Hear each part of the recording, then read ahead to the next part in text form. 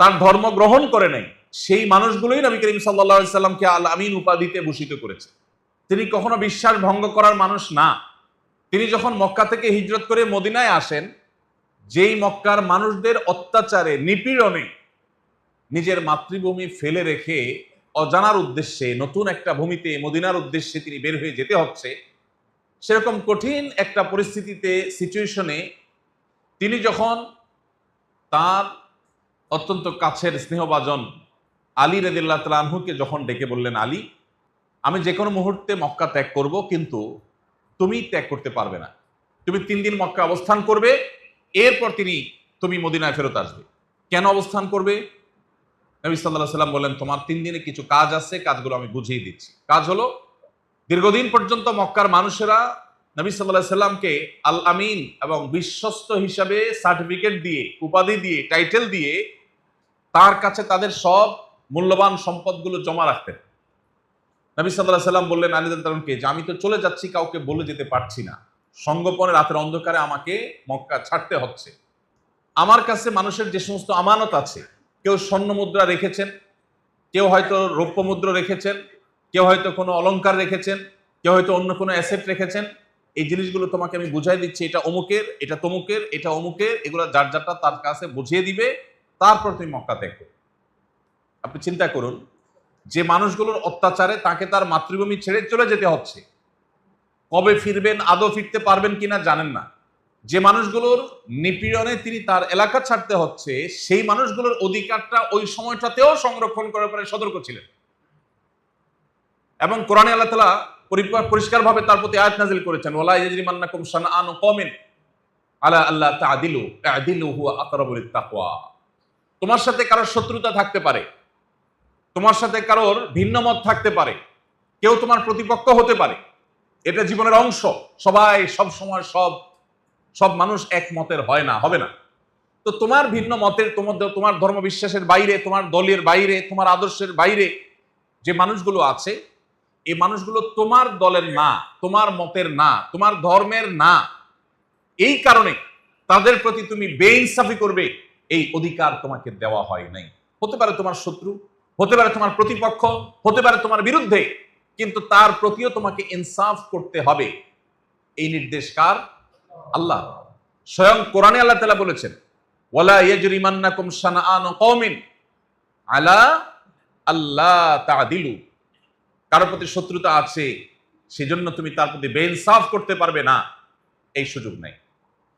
কোরআনে সবচেয়ে বেশি যে কয়েকটা নির্দেশ পাওয়া যায়, সবচেয়ে বেশি বারবার পাতায় পাতায় আল্লাহ রাব্বুল আলামিন যে নির্দেশ আমাদের জন্য জারি করেছেন, সেটা হলো ইনসাফ করা।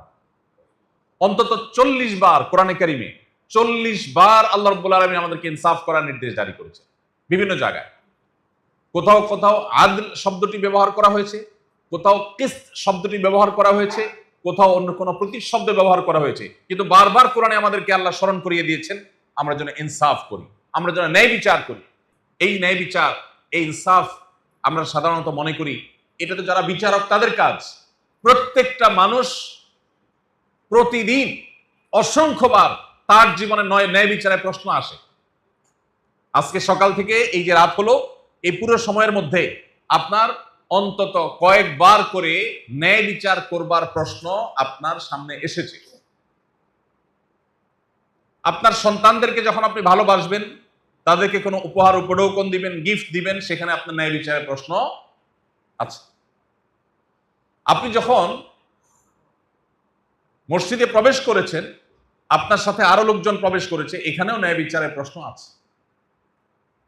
আপনি যখন আজকের এই সিরাত আয়োজনে এসেছেন, উপস্থিত হয়েছেন, এখানে আপনার আশেপাশের লোক যারা আছে তাদের প্রতিও ন্যায় বিচারের প্রশ্ন আছে। আপনার নিজের বসার সুবিধার জন্য আপনি স্বার্থপরের মতো করে জায়গা করে নিলেন, পেছন থেকে কে দেখছে কি দেখছে না, কার গায়ে ধাক্কা লাগলো কি লাগলো না, কিছুই দেখলেন না আপনি, এখানে ন্যায় বিচারের প্রশ্ন আছে না নেই? ইমানদারের জীবনে প্রতিদিন অগণিতবার তার ন্যায় বিচারের প্রশ্ন তার সামনে এসে দাঁড়ায়। আপনি একটা রিক্সা উঠলেন, সেই রিক্সা চালকের প্রাপ্য অধিকার দেওয়ার ক্ষেত্রে ন্যায় বিচারের প্রশ্ন আছে না নাই? উঠার সময় আপনি মুলামুলি করে উঠলেন না, নামার সময় ঝগড়া বাঁধায় দিলেন, টাকাটা দিলেন ঠিকই, দুটা কটু কথা শুনে দিয়ে চলে গেলেন। ন্যায় বিচারের প্রশ্ন আছে না নাই? আপনি যাচ্ছেন এখান থেকে আজিমপুর, মোড়ে দেখলেন আপনার বন্ধু বাইক নিয়ে যাচ্ছেন এবং কোন রিকশাওয়ালার সাথে লেগে গেছে এবং ইস্যুটা একটু বড় হয়েছে, জটলা পাকিয়ে গেছে। আপনি তাকিয়ে দেখলেন আরে আপনার দোস্ত বা আপনার প্রতিবেশী বা আপনার সহকর্মী, আপনি সেখানে অগ্রসর হয়ে গেলেন।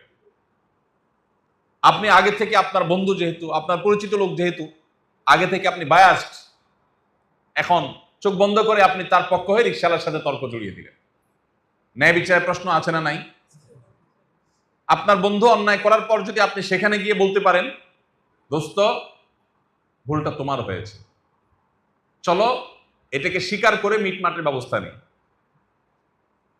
এটা করার মতো মেরুদণ্ড কয়জনের আছে? খুব কম।